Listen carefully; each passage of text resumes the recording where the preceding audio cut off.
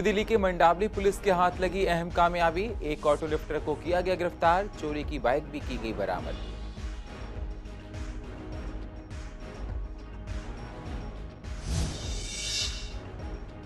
सोनिया बिहार में गोदाम में घुसकर बदमाशों ने की लूट। मामला सीसीटीवी कैमरे में हुआ कैद। 75,000 रुपए और मोबाइल लेकर फरार हुए लुटेरे। पुलिस ने जांच की शुरू। विश्वास नगर में बाटा का स्टॉल लगने से सोसाइटी के लोग परेशान। मेन पैसेज एरिया में लगा है स्टॉल। सोसाइटी में है कोरोना के मरीज।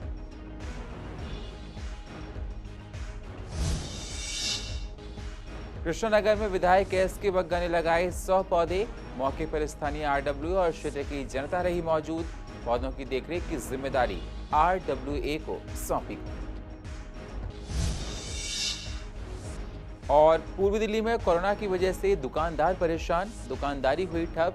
कई दुकानों के रेंट न निकलने पर की गई बंद। दुकानदारों ने आगे घर चलाने को लेकर कही बात। नमस्कार, स्वागत है आप सभी का सीसीएन में और आप देख रहे हैं पूर्वी दिल्ली खास। अब होते हैं रूबरू पूर्वी दिल्ली की अहम खबरों के साथ। दिल्ली में बदमाशों के हौसले कितने बुलंद हैं, इसका अंदाजा आप इन तस्वीरों को देखकर लगा सकते हैं। आप सीसीटीवी में साफ तौर पर देख सकते हैं कैसे दो हथियारबंद बदमाशों से कैसे एक कारोबारी अपनी जान बचा रहा है। लेकिन हथियारबंद बदमाश कारोबारी के साथ लूट की वारदात को अंजाम दे रहे हैं। दरअसल ये पूरी वारदात उत्तर पूर्वी दिल्ली के थाना सोनिया बिहार इलाके की है, जहां पर दो हथियारबंद बदमाश कबाड़ के गोदाम में घुस गए और कारोबारी के साथ लूटपाट की वारदात को अंजाम देने लगे। सीसीटीवी में आप साफ देख सकते हैं कैसे कारोबारी के साथ बदमाश लूट की वारदात को अंजाम दे रहे हैं। पीड़ित कारोबारी जहीर अहमद ने बताया कि वह अपने गोदाम में बैठे हुए थे, तभी अचानक से दो बदमाश उनके गोदाम में घुस गए। इतने में वह कुछ समझ पाते बदमाशों ने हथियारों से गोलियां चला दी, जिसमें गोली के छर्रे उनके पैर में जा लगे। उसके बाद बदमाशों ने कारोबारी से 75,000 रुपए कैश और मोबाइल फोन लूटकर फरार हो गए। पुलिस ने मौके पर पहुंचकर मामले की जांच शुरू कर दी है। आगे की जांच की जा रही है। वो चार लोग बैठे थे, तो हम लोगों को घर जाने का टाइम हो गया था। तो मैं और मेरा भाई जैसे ही निकल गए, नानक सर तक पहुंचे। 10 मिनट हुआ, इतनी देर में उनको भी कुछ काम पड़ गया, वो बाहर चले गए। फ़ोन आया कि ऐसे ऐसे दो लोग आए थे और गोली मार के कट्टा चला के पैसे छीन के ले गए पापा से हमारे। कितने पैसे? 75,000 रुपये। हाँ, पैर गोली ज़मीन पे लगी तो छल्ले उड़ के पैर में लग गए उनके। खून पैर में निकल रहा है, लेकिन गोली छू के चली गई। मैंने देखा भीड़ लगी थी, तो हमने कैमरे लगा रखे थे। बुलेट यहाँ पड़ी थी ऐसे, तो हमने कैमरे चेक करे, तो कैमरे में शो हुआ कि दो लड़के घुसे हैं यहाँ पे पापा। कैमरे में फुटेज आ रही है? हाँ। मैं यहाँ बैठा हुआ था सर कुर्सी पे, एकदम दो आदमी वो रिवॉल्वर लेके छोटी आए घुसे और कहने लगे जो तेरी जेब में निकाल ले, नहीं तो गोली मार देंगे। जो धक्का दिया मुझे, मैं नीचे गिर गया, फिर ढकेल के घर लिया है। बस वही कहने लगे जो तेरी जेब में निकाल दे पैसे। अच्छा, डायरेक्ट आके ये बोले? डायरेक्ट ये बोले, नहीं तो गोली मार देंगे। मैं मजाक समझा। आपने क्या कहा? मैंने कहा मेरे पास कुछ नहीं है। फिर जब 2 फायर उन्होंने कर दिया, तो मैंने 3,000 जो 2,500-3,000 रुपये जेब में थे खुले वो निकाल के दिए। बोले तो औरों के दे देने तो शादी के तुम्हें गोली मार देंगे। अच्छा, पैसे आपने दे दिए? हाँ, फिर 70,000 थे वो किसी को देने के लिए रखे थे, फिर वो दिए मैंने उनको। पूर्वी दिल्ली के मंडावली में पुलिस के हाथ अहम कामयाबी लगी है। आपको बता दें, पुलिस ने एक ऑटो लिफ्टर को गिरफ्तार किया है। काफी दिनों से पुलिस को तलाश थी। पुलिस ने बदमाशों से बाइक बरामद कर ली है। पुलिस ने बदमाशों के पास एक जिंदा कारतूस भी बरामद किया है। गाजीपुर लैंडफिल साइट को लेकर सियासत शुरू हो गई है। कूड़े के पहाड़ का दौरा विधायक कुलदीप कुमार ने किया, जिनके साथ पूर्वी दिल्ली के अधिकारी भी मौजूद रहे। विधायक ने गाजीपुर लैंडफिल साइट पर बढ़ रही हाइट को लेकर अधिकारियों से सवाल किए और कहा कि यहां अगर कोई हादसा हो जाए तो कौन जिम्मेदार होगा। कूड़े के बढ़ रहे पहाड़ की वजह से आसपास इलाके मयूर विहार फेज 3, गाजीपुर और खिचड़ीपुर के लोगों को सांस लेने में दिक्कत होती है। विधायक कुलदीप ने निगम के ठीक से नाकाम करने का आरोप लगाया है। साथ ही सांसद गौतम गंभीर से भी कहा कि वो एक बार हमारे साथ आकर यहाँ के हालातों को देखकर और जनता को जवाब जरूर दें। आपको बता दें, कुछ दिन पहले गौतम गंभीर ने कहा था कि कूड़े के पहाड़ की ऊंचाई 40 फीट कम कर दी गई है, जिसको लेकर गंभीर ने निगम के अधिकारियों की प्रशंसा भी की थी। पूर्व स्टैंडिंग कमेटी के चेयरमैन संदीप कपूर का कहना है कि कूड़े के पहाड़ को कम किया जा रहा है, निगम काम ठीक से कर रहा है। टन कूड़ा यहाँ ले रहे हो, आपकी 600 टन कूड़े की ये मशीनें जो लगी हुई हैं, मतलब 600 तो मैं ज़्यादा बता रहा हूँ, ये 300 टन से ऊपर कोई भी मशीन में गारंटी देता हूँ। अगर सारी मशीनें मिला के 300 टन तक अभी इन लोगों ने यहाँ पे ये 30 mm बनाने का काम किया हो, लेकिन उसके बाद भी उन्होंने कहा 40 फीट इस हाइट को कम कर दिया गया। तो आप बताइए कि अगर 2600 टन कूड़ा प्रतिदिन का यहाँ पे आता है, 2600 टन कूड़ा, और मात्र 600 टन अगर कूड़ा इसमें से ये कर भी लेंगे तो ये रेंट भी फालतू अभी और ऊपर बढ़ता जाएगा, ये कम कैसे होगा। इन लोगों ने क्या किया, इसको पूरे को काट के पीछे भी ब्लॉक के हमारे लोग रहते हैं, हमारे रेजिडेंट्स रहते हैं मेरी विधानसभा के, उनके घरों में कूड़े जाने की नौबत है। आज बकरा मंडी पीछे की तरफ है, बकरा मंडी के पूरी लास्ट बाउंड्री वॉल तक, last end of till boundary wall तक ये कूड़ा फैल चुका है। तो झूठे जुमलेबाजी, झूठी नौटंकीबाजी, झूठे ट्वीट करना, जिस प्रकार ट्वीट हो रहे हैं, ट्वीट किए जा रहे हैं, ये झूठे ट्वीट करके मुझे लगता है कि दिल्ली के लोगों को, देश के लोगों को गौतम गंभीर जी गुमराह कर रहे हैं। अगर उनमें दम है तो यहाँ पे लैंडविच साइड पे आए और मेरे साथ खड़े होके इस कागज के ऊपर बताएं कि कितना कूड़ा कम किया है। सारे अधिकारियों को बुलाएं, वो खुद आए और हम बताते हैं, यहाँ के लोगों को बुलाएंगे, वो बताएं कितना कूड़ा कम हुआ है। ये कूड़ा तब कम होगा जब यहाँ के लोगों को पता लगेगा कूड़ा कम हो गया। कागजों में हाइट कम करने से हाइट कम नहीं होती है, ये पहाड़ ऐसा बढ़ता रहेगा। हमारा मुल्ला कॉलोनी, फेज 3, गाजीपुर, खिचड़ीपुर के लोगों जाके पूछो वो यहाँ कैसे रहते हैं, यहाँ जीवन कैसे व्यतीत करते हैं। तो मेरा गौतम गंभीर जी से ये कहना है कि वो केवल ट्वीट के माध्यम से, फोटो के माध्यम से, नौटंकी के माध्यम से वो इस तरह का माहौल ना खड़ा करें। अगर उन्हें असलियत में कुछ करना है तो 2600 टन कूड़ा यहाँ पे आता है। आज इस पहाड़ी की हाइट कम करने के लिए पिछले 8 महीने से वहाँ एक मॉडल डेवलप किया हुआ है। उस मॉडल के तहत ट्रॉमिल्स लगी हैं, बैलिस्टिक सेपरेटर्स लगे हैं, और ये मशीनें ये हैं कि जो यहाँ जो कूड़ा पड़ा है इस कूड़े को निस्तारण कर रहे हैं। साथियों, टेक्नोलॉजी क्या है, इसमें बैलिस्टिक सेपरेटर्स हमने लगाए हैं। 3 मशीनों का एक सेट है। जो कूड़ा वहाँ पड़ा है उस कूड़े को निकाला जाता है, उसे फैलाया जाता है, उसे सुखाया जाता है और मशीनों द्वारा उसे कन्वेयर बेल्ट्स में डाला जाता है। और बहुत सारी छाननियाँ उसके अंदर लगी हैं। जैसे वो छाननियों से घूमता हुआ कूड़ा जाता है, उसमें जो प्लास्टिक है, उसमें कपड़ा है, वो अलग हो जाता है, जो 20% है। वो कूड़ा और वो कपड़ा जो है और प्लास्टिक जो है वो उसके साथ ही हमारा एक प्लांट है वेस्ट टू एनर्जी, उसमें जला के उससे बिजली बनाई जा रही है। 20% के करीब इसमें रोड़ी, पत्थर, कंक्रीट, ऐसा मोटे पत्थर निकल रहे हैं। इन्हें वहाँ से उठाकर शास्त्री पार्क के जो हमारा वेस्ट टू टाइल्स प्लांट है उसके अंदर इन्हें क्रश करके टाइल्स बनाई जा रही है। और एक ऐसा ये सिस्टम बना दिया है कि अब हमें पूरा यकीन है कि आने वाले समय में ये जो कूड़े का पहाड़ पूर्वी दिल्ली में खड़ा है, जो लाखों लोगों के लिए मुसीबत का घर है, और ये दर्शाता है कि कैसे कूड़े का जो एक पहाड़ हम लोगों ने इकट्ठा किया, इसे कम करना है। आने वाले समय में कूड़े का पहाड़ कम होगा। पूर्व दिल्ली के लक्ष्मी नगर में सड़क धंसने से लोग दहशत के माहौल में जी रहे हैं। लक्ष्मी ब्लॉक के एच ब्लॉक और डी ब्लॉक के बीच की सड़क आज सुबह तड़के 4:30 बजे अचानक धंस गई। सड़क से ट्रैक्टर निकल रहा था, तभी अचानक घटना घट गई। सड़क धंस जाने की वजह से आसपास के लोगों की परेशानियां बढ़ गई हैं। लोगों की चौखट तक खतरा मंडराने लगा है। लोग डर के साए में जी रहे हैं। हालांकि इलाके में निगम पार्षद और विधायक ने आकर देखा है, समस्या को देखा है और जल्द से जल्द समस्या खत्म करने की बात कही है। जी बिल्कुल खतरा हो सकता है। आप देख सकते हैं कि 10 फुट नीचे गहरा गड्ढा हो चुका है। जब ज़्यादा से ज़्यादा नींव होती है 5 से 6 फुट की, तो ये आसपास के मकान जितने भी हैं सब में खतरा हो सकता है। पूरी ट्रॉली समा गई। अगर इसकी जगह, ट्रॉली की जगह कोई सवारी वाली गाड़ी होती तो सारी के सारे क्या अंदाज़ा होता, कौन जान माल का जिम्मेदार होता। ये शासन प्रशासन की पूरी कमी है। शासन प्रशासन क्यों नहीं सड़क को बनाते हुए जांच करता है कि भाई ये खोखली है, ज़मीन कैसी है, मिट्टी की जांच क्यों नहीं करता है? कौन जिम्मेदार होता है ये डेथ होती तो?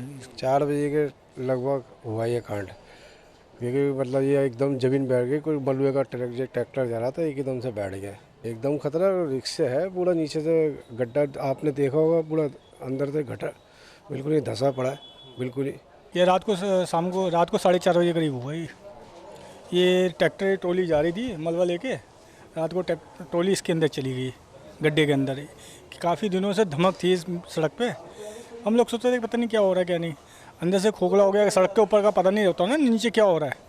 तो नीचे से जब जाने लगे तो ट्रॉली, रात को धमाका हुआ तो हम लोग बाहर निकल के देखे तो ट्रॉली अंदर जा चुकी थी। अनटिलनेस ये नहीं पता लगता कि इसका रूट कॉज क्या है। प्रशासन को दोष देने से तो कुछ नहीं हासिल होगा। बिना मिट्टी के रोड तो पड़ नहीं सकती थी भाई। जब मिट्टी थी उसी पर रोड पड़ी थी। अब ये देखने वाली बात रहेगी ना कि ये मिट्टी गई कहाँ। ये घूस खा गई या ये पानी में रिस गई, ये क्या हुआ इस मिट्टी का, मतलब ये तो रूट कॉज तो इंजीनियर निकाल सकता है ना। पूर्व दिल्ली के विश्वास नगर के हंस अपार्टमेंट में बाटा का स्टॉल लगने से सोसाइटी के लोगों की परेशानियां काफी बढ़ गई हैं। बाटा का स्टॉल मेन पैसेज एरिया में लगा है। सोसाइटी में कोरोना के भी पेशेंट हैं, जिससे लोगों को डर लग रहा है। इस स्टॉल को लेकर शिकायत एमसीडी पुलिस में दी जा चुकी है, पर इस पर कोई कार्रवाई नहीं हुई। वहीं इस पर स्टॉल लगाए हुए लोगों से हमने बात की तो उन्होंने कहा कि सोसाइटी की तरफ से हमको परमिशन मिली हुई है, तब हमने ये लगाया है। जब हमारे रिपोर्टर ने सोसाइटी के सेक्रेटरी से बात करने की कोशिश की तो उन्होंने बात करने से मना कर दिया और कहा कि हमारा पर्सनल मैटर है, हम अपने हिसाब से देख लेंगे। प्रॉब्लम है, कोरोना चल रहा है, बच्चों का जाना आना, कोई सोशल डिस्टेंसिंग नहीं है, कोई आग लगने का कोई भी उपाय वो नहीं है। बच्चे कोरोना हो जाए आ जाए कुछ भी हो सकता है। इस सोसाइटी में कितने केसेस हैं लगभग कोरोना के? 10-15 के साथ भीड़ इकट्ठी हो रही है यहाँ पर? इकट्ठी हो रही है, कोई सोशल डिस्टेंसिंग का कुछ नहीं है। कोई टाइमिंग है इसके खुलने की? कोई टाइमिंग नहीं है, मनोमर्जी है। हमारी रिस्पॉन्सिबिलिटी यही होती है कि कोई भी कस्टमर आएगा तो सबसे पहले हमने उसको सैनिटाइज करना है। सैनिटाइज करने के बाद सोशल डिस्टेंस को मेंटेन करना है हमने। तो उसके बाद जैसे अभी कंपनी ने हमारा इनिशिएट लिया है तो मोस्टली कस्टमर क्या होता है, जैसे बुजुर्ग होते हैं या बच्चे होते हैं, मार्केट में नहीं जा पाते हैं, तो उनको क्या होता है कि जैसे हमें अगर कोई जरूरत की चीज़ है तो यहाँ हमें दे सकते प्रॉपरली गाइडलाइंस को फॉलो करते हैं। नहीं, गाइडलाइंस तो फॉलो कर रहे हैं, लेकिन क्योंकि यहाँ के जो लोग हैं वो विरोध में हैं और उनका कहना है कि कोविड पेशेंट की संख्या बहुत ज़्यादा है यहाँ। एक्चुअली हमने तो मैम देखिए इनसे परमिशन ली है, हमने सारा हमने इनसे पूछा तो कोई ऐसा कुछ तो नहीं है, आपके यहाँ कोविड केस तो नहीं है? उन्होंने बोला नहीं ऐसा कुछ नहीं है, हमारा प्रॉपरली कोई दिक्कत नहीं है, सोसाइटी के हमारे मेंबर्स एग्री हैं तो आप इस तरह से कर सकते हैं। तो किन की परमिशन से ये जो शॉप है यहाँ पर लगाई गई है और कब से लगा रहे हैं? सर हमने कल लगाई थी, यहाँ पर मिस्टर दुर्गा जी हैं शायद। कोरोना के टाइम में हमारे यहाँ पे 8-10 पेशेंट पहले भी हैं और अब भी कई कोविड-19 से जूझ रहे हैं यहाँ के लोग। फिर भी उन्होंने सोशल डिस्टेंस का ध्यान न रखते हुए ये अपने एक निजी हित के लिए बाटे वालों को कल से ये शूज़ बेचने का काम चला रखा है इन्होंने यहाँ पे, जिसमें कोई सोशल डिस्टेंसिंग का कोई काम नहीं हो रहा। और रात को 10-10 बजे तक ये शूज़ बेच रहे हैं यहाँ बैठ के। कोई फायर का इंस्ट्रूमेंट हमारी पूरी सोसाइटी में नहीं है। कल को आग लग जाती है या कोई मिसहैपनिंग हो तो उसके लिए जिम्मेदार कौन होगा? मैनेजमेंट के लोग अपने निजी हित के लिए सिर्फ पैसे खाने के लिए ये काम यहाँ पे करते आ रहे हैं शुरू से, और इन पे कई बार हमारी बात हो ली परंतु कोई भी हमारे ध्यान नहीं देता। हमने पुलिस को भी बुलाया था, पुलिस आई, उन्होंने कहा ये हम हटवा रहे हैं। 10 मिनट बाद पुलिस वाला चला जाता है यहाँ से। ये रात को 10 बजे तक यहीं बैठे रहते हैं। कब से लग रही है दुकान? ये कल से लगी हुई है जी। इसके विरोध में कम से आधी सोसाइटी है, पर सबको ये दबा लेते हैं क्योंकि इनकी गुंडागर्दी चल रही आ रही 20 साल से। इनका ही राज चला रहा है यहाँ पे सोसाइटी वालों का। ये किसी को अपने आगे बोलने नहीं देते, उनका उल्टे सीधे केस डला देते हैं, लीगल नोटिस भेज देते हैं। तो विरोध सोसाइटी वाले क्यों कर रहे हैं? रीजन क्या है इसके विरोध? रीजन ये है कि यहाँ पे कोविड पेशेंट है पहले भी। अगर क्षेत्र में हरियाली हो तो कितना अच्छा लगता है और स्वच्छ हवा में सांस हम लोगों को मिलती है। पूर्व दिल्ली के कृष्णनगर में विधायक एस.के. बग्गा ने 100 पौधों को लगाया है, जिस दौरान आरडब्ल्यू मेंबर्स और इलाके के लोग भी मौजूद रहे। इन पौधों की देखरेख की जिम्मेदारी स्थानीय आरडब्ल्यू को सौंपी गई है। विधायक ने कहा कि सभी लोगों को पेड़ लगाने चाहिए, जिससे हम लोग साफ हवा में सांस ले सकें। पेड़ हमारे जीवन में बहुत उपयोगी होते हैं। पौधे लगाते हुए पूरी दिल्ली में 13 लाख पौधे लगने हैं। मैं दिल्ली सरकार का धन्यवाद करता हूं, अपने वन मंत्री का, जिन्होंने पूरी दिल्ली में 13 लाख पौधों के लिए 31 लाख पौधों के लिए प्रोविजन रखा है। और यहाँ के लोगों का भी मैं धन्यवाद करता हूँ जो आपके सामने घोंडी से कृष्णनगर से खड़े हैं। हम इस पार्क में खड़े हैं, पौधे लगा रहे हैं। तो जहाँ जहाँ रिक्वायरमेंट जगह के हिसाब से 50 लगे, 100 लगे, जितने भी हैं, पौधे की कमी नहीं है कोई। पौधे मेरे गोदाम पे भी पड़े हैं, वो भी मंगा रहा हूँ मैं। जिसको भी ज़रूरत है दे भी रहे हैं, उसको खुद भी लगा रहे हैं लोग, हम भी लगा रहे हैं। तो मैं आशा करता हूँ ये लोग ऐसे बढ़ चढ़कर पौधों की सेवा करेंगे जैसे अपने बच्चों की सेवा करते हैं। बिल्कुल करेंगे। लोग खड़े हैं, सबको मैं बोले एक पौधा अडॉप्ट करें, जैसे बच्चों की परवरिश करते हैं। पौधे भी बच्चों से बढ़ के हैं, बड़े होकर फल देंगे और एक आपका वातावरण दूषित नहीं होने देंगे। आपको स्वच्छ वातावरण मिलेगा, जिससे हेल्थ इज वेल्थ। हेल्थ ठीक होगी तो हम लोग काम भी कर पाएंगे। आज यहाँ पे कम से कम 100 से ज़्यादा पौधे लगाने का जो हमने इस पार्क में लक्ष्य रखा है हमारे विधायक साहब की तरफ से जो है, और दिल्ली में कम से कम 31 लाख पौधे लगने हैं कि जो आज हमारे यहाँ बी ब्लॉक गांव घोंडली के पार्क में जो है विधायक साहब के द्वारा जो है वृक्ष पौधारोपण का प्रोग्राम रखा है। हमारे कृष्णनगर विधानसभा के अंदर जो है 10,000 से ज़्यादा पौधे लग चुके हैं और भी लगने की उम्मीद है। लोगों की डिमांड हो रही है कि हमारे पार्क में आए, हमें फ़ोन आ रहे हैं कि हमारे पार्क में पौधा लगवाओ, और हम बढ़ चढ़ करके हमारे जितने कार्यकर्ता हैं वो पूरा सहयोग कर रहे हैं। दिल्ली को प्रदूषण मुक्त करने के लिए माननीय श्री अरविंद केजरीवाल जी और गोपाल जी ने जो लक्ष्य रखा है 31 लाख पौधों का, वो आज पूरा होता नज़र आ रहा है। तो हम आज कृष्णनगर में विधायक श्री एस के बग्गा जी के साथ मिलके सभी NGOs और RWS के साथ यहाँ पौधे लगा रहे हैं। आज हमने 150 पौधे यहाँ पे लगाए हैं। RW और हमारे जो गोंडली के लोग हैं सारे मिलके कर रहे हैं। उनकी RW और हमारी B ब्लॉक की RW, ये B ब्लॉक के अंदर है। पहले एक्चुअल में क्या था, पौधे लगते थे लवारिस की तरह पड़ा हुआ था, और एक्चुअल में क्या है कि यहाँ मतलब ऐसे तत्व भी बैठते हैं जो सारा दिन मतलब उल्टा सीधा काम, ताश खेलना और दारू पीना और एवरीथिंग सब चलता था। तो ऐसा लग रहा है कि ये सारे मिलजुल के जॉइंट वेंचर है, जो गोंडली कृष्णनगर एक जुड़ के ये एक एडवेंचर चला रहे हैं कि जिससे ये पार्क जो है मेंटेन हो सके। कभी कभी बंदे आते हैं तोड़ तड़ा देते हैं, नशेड़ी वगैरह आते हैं, अब इस पर ध्यान दिया जा रहा है हमारे विधायक जी के उससे सहयोग से, तो काम सही होगा।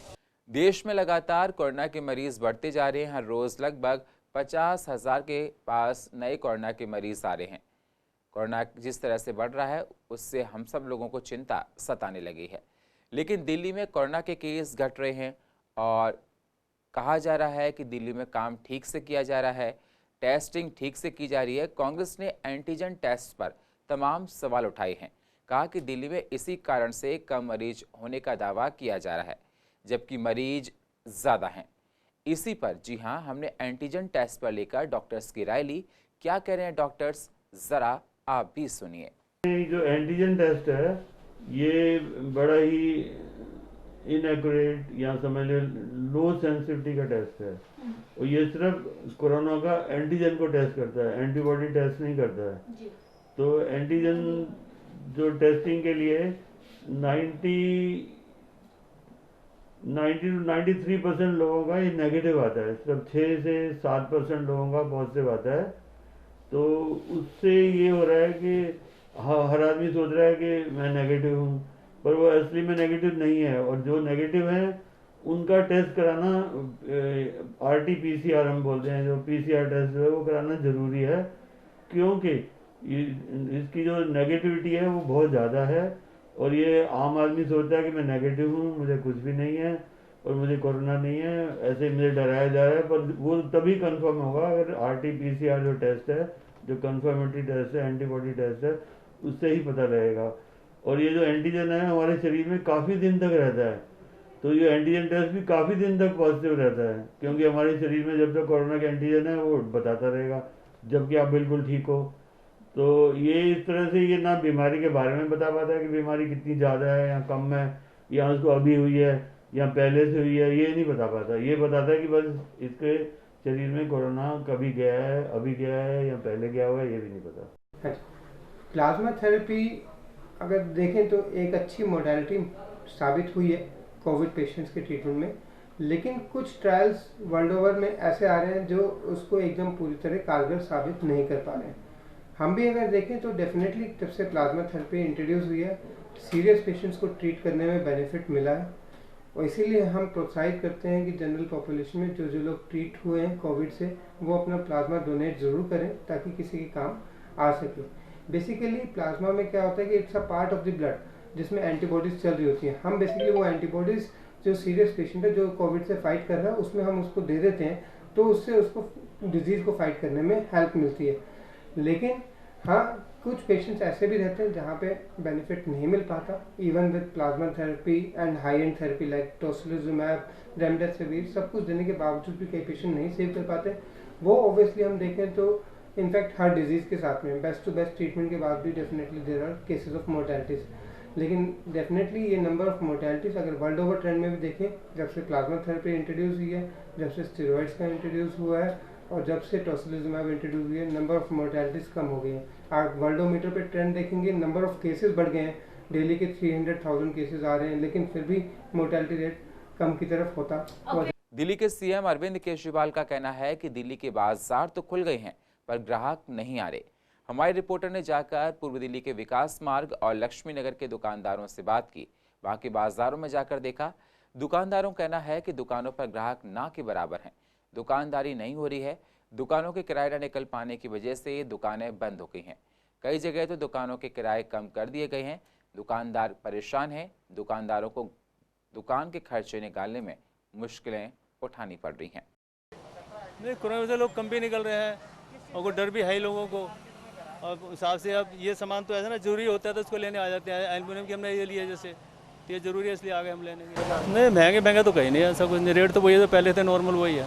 मैं तो जगतपुरी में आया था, यहाँ पे लेना आया था एक राड मिल गया। हाँ, कोरोना ही रीज़न है। लोग डरे हुए हैं और लोग इसी वजह से नहीं आ रहे हैं कि किसी के साथ कोई चीज़ टच करे या कुछ भी करे, इसी वजह से। सेफ्टी सर, अब हमारा तो एल्युमिनियम का काम है तो इसमें इतना कोई कस्टमर है ही नहीं बिल्कुल भी।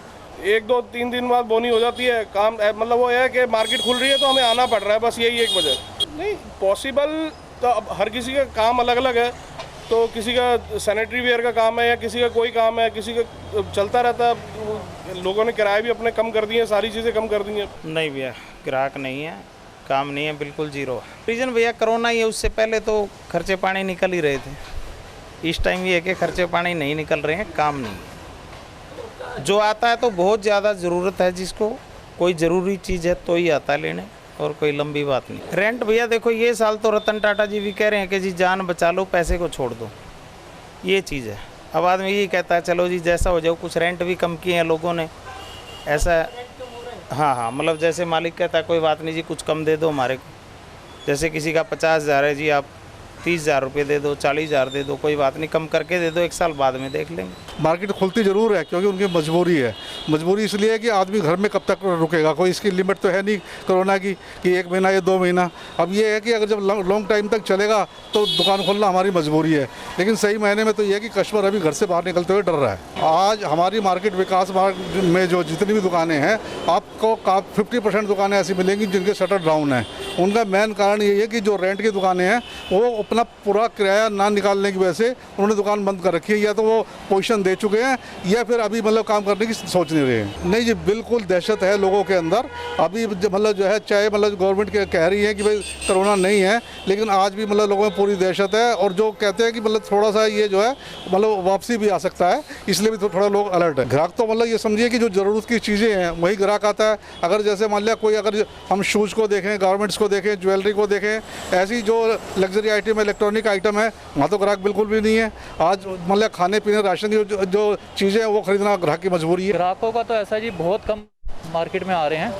अभी कोरोना के डर की वजह से मार्केट में कस्टमर है ही नहीं, नाम मात्र का। आप देखो ना, विकास मार्ग पे आधी से ज़्यादा दुकानें बंद पड़ी हैं और इतना कस्टमर ना होने की वजह से जो किराएदार बैठे हैं दुकान पे, उनकी दुकानें खाली हो रही कि किराया भी नहीं निकल रहा उनका। कोरोना का मेन रीज़न है कि कस्टमर डर के मारे घर से बाहर निकल नहीं रहा। आधी से ज़्यादा विकास मार्ग पे किराए की दुकानें खाली हो चुकी हैं। 40,000 50,000 रुपये किराया दुकानों का, और इस टाइम कस्टमर ना के बराबर है, जिसकी वजह से उनका किराया भी नहीं निकल रहा, कस्टमर ना आने की वजह। 1 अगस्त को बकरीद है, लेकिन इस बार बकरीद पर कोरोना का ग्रहण लगा हुआ है। पूर्वी दिल्ली के खुरेजी में बकरे ना बिकने की वजह से व्यापारी काफ़ी परेशान हैं। व्यापारियों का कहना है कि कोरोना की वजह से इस बार काम बिल्कुल हल्का है। व्यापारी गलियों में घूम घूम कर बकरे बेच रहे हैं, पर कोई खरीदने वाला नहीं मिल रहा है। वहीं मुफ्ती वसीम अहमद ने कहा कि बकरीद पर लोग नियमों के साथ कुर्बानी दें, ये हम सब के लिए बेहद ज़रूरी है। कमी तो नहीं है, खैर ये लॉकडाउन चल रहा है और कोरोना का डर है, समझे। हमारी ईद भी ऐसी गई है, वो भी अपना लोगों ने घरों में नमाज़ पढ़ी थी। रमज़ान भी ऐसी गए, बकरा ईद भी ऐसी जा रही है, क्योंकि कोरोना इतना फैला हुआ है कि दिल्ली में तो कम हो रहा है, मगर फिर भी सब लोग, मुस्लिम भाई जितने भी हैं, सब लॉकडाउन का पालन कर रहे हैं।